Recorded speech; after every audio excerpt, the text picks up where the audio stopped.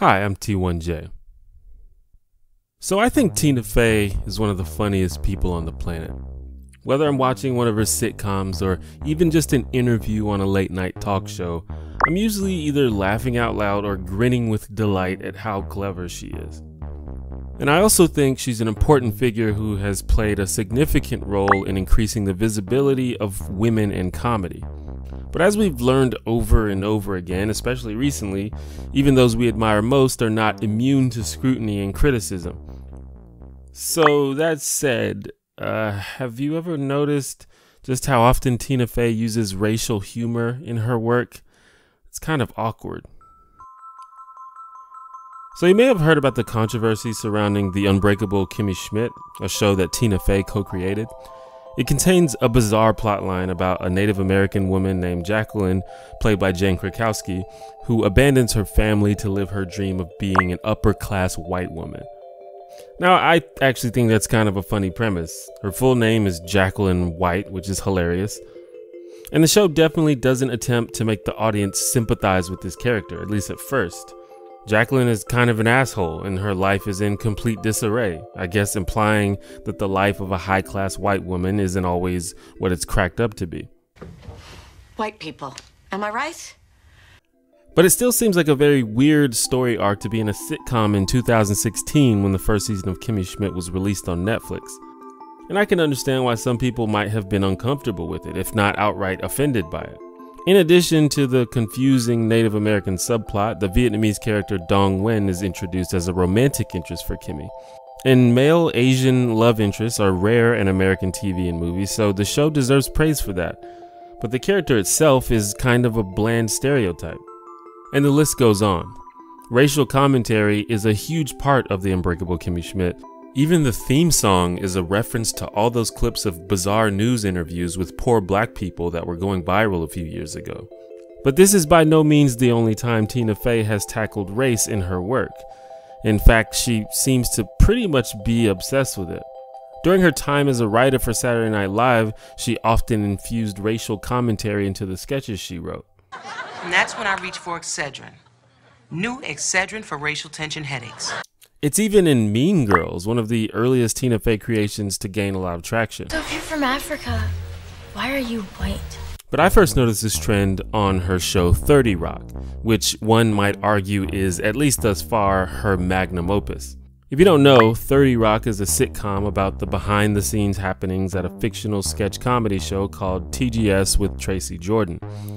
Tina Fey plays Liz Lemon, the head writer of the show, and she's joined by her boss Jack, a confident and clean-cut executive, as well as Tracy and Jenna, the eccentric stars of her show, among others.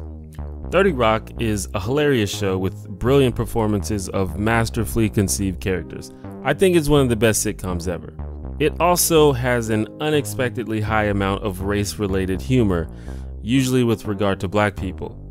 And I don't know, I guess I just think that's weird for some liberal white woman to feel comfortable making a show where that happens. You realize this is incredibly offensive. Yes. Tina Fey was actually born and raised in Upper Darby, Pennsylvania, which, according to the internet, is notably diverse when it comes to race, with about 45% of the population being non-white. I'm not sure what the percentages exactly were when Fey was there, but it's likely that she interacted with and befriended black folks and people of other races as she was growing up. This could explain why she might feel more comfortable than your average white lady talking about race. And I think it's important for white people with platforms of any size to figure out ways to talk to other white people about race and racism. Because unfortunately, a lot of them just aren't ready to listen to actual people of color. And the people who create media play a big role in that. And to be fair, in 30 Rock and other Tina Fey creations, a lot of the jokes are pretty obvious commentaries on racism. That's one of the great things about fictional satire. You have a flawed character say or do something stupid just to demonstrate to the audience how stupid it actually is. Listen to yourself, Pete. I don't want to sound racist, but that Peter Pocket might be a terrorist. Does that sound racist? There are two main black characters on 30 Rock. The first is Tracy Jordan, who is an irresponsible and arguably insane dimwit with too much money. He's generally a menace to Liz and all of his other co-workers, and he's portrayed as an unfaithful husband and neglectful father. His character is clearly meant to be a parody of extravagant black celebrities that white people often perceive as unsophisticated, like certain rappers, actors, and athletes. The other main black character is James Spurlock, a writer on TGS whom everybody calls Twofer, because, to quote Jack, with him you get a 2-for-1. He's a black guy and a Harvard guy.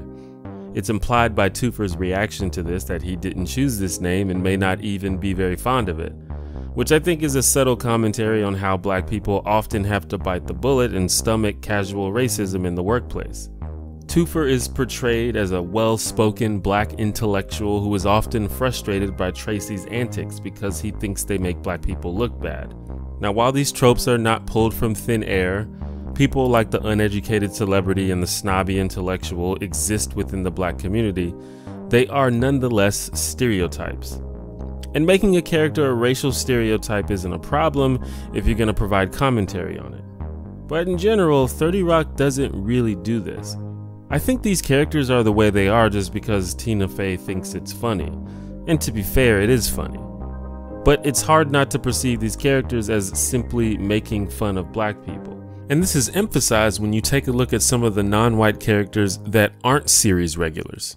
Who the f*** are the Beatles? And that's the thing, a lot of the racial humor on 30 Rock isn't really social commentary. It's just like black jokes. Kenneth tells me that you started your own movie studio this summer. Yes, I'm sort of the black Tyler Perry. Oh my God, I didn't use the N-word, did I? Oh, no, Miss Murray. You did not. Oh, good. I mean, I never would. Jenna, take the mic off because you're always late and you take no responsibility for your actions. Irregardless, you know what? Race card. Don't accept it. I think you and me are gonna make a great team. Oh, you looking for a sassy black friend? Oh, no, I didn't. Well, you got one now, girlfriend. Gone. We never would have stooped so low on Black Fraser. Black Fraser? Niles, this Beaujolais is impeccable. It's both fruity and precocious.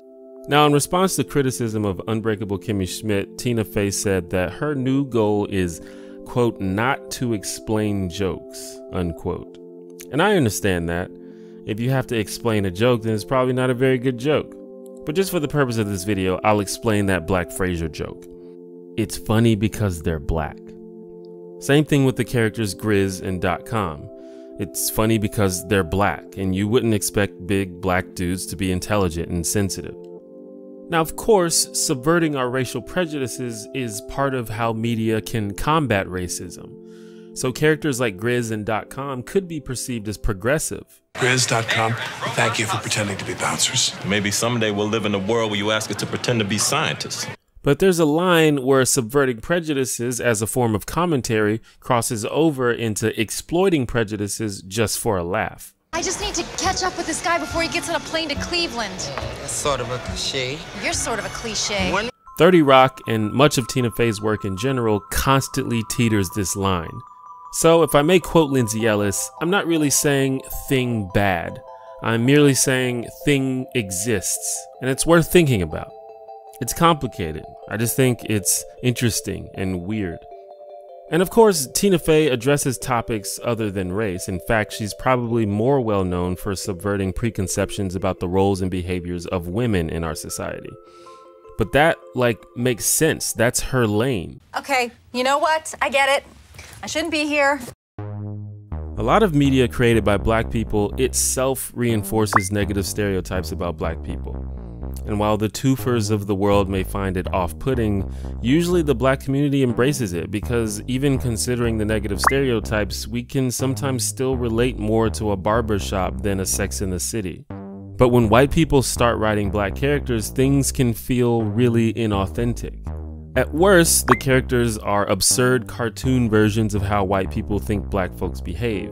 But sometimes they take the safe route, placing the characters in some kind of post-racial dream world where racism is not a daily issue and skin color is rarely, if ever, acknowledged. This is fine, but just not real. So Tina Fey and her writing teams deserve some credit for confronting race head-on and not pretending that racism doesn't exist. And they also deserve credit for at least making an effort to create and write interesting and funny characters of color who aren't just cartoonish tokens. for the most part. And allowing the actors to add authentic flavor to their performances. There's no doubt that people of color were consulted for some of these jokes. A lot of people point out that Donald Glover, a black man, was a writer on 30 Rock, which is true, but he was like the only one. All that said, it's still a bit awkward to me that Tina Fey has decided that she has the privilege of addressing race so frequently, even to the extent that it may reinforce negative perceptions of people of color. I've always said that comedians, given the choice between something that's morally responsible and something that's funny, will almost always choose the latter. And for the record, I think that's fine. Make your art the way you want it to be. It's just kind of disappointing sometimes, I guess.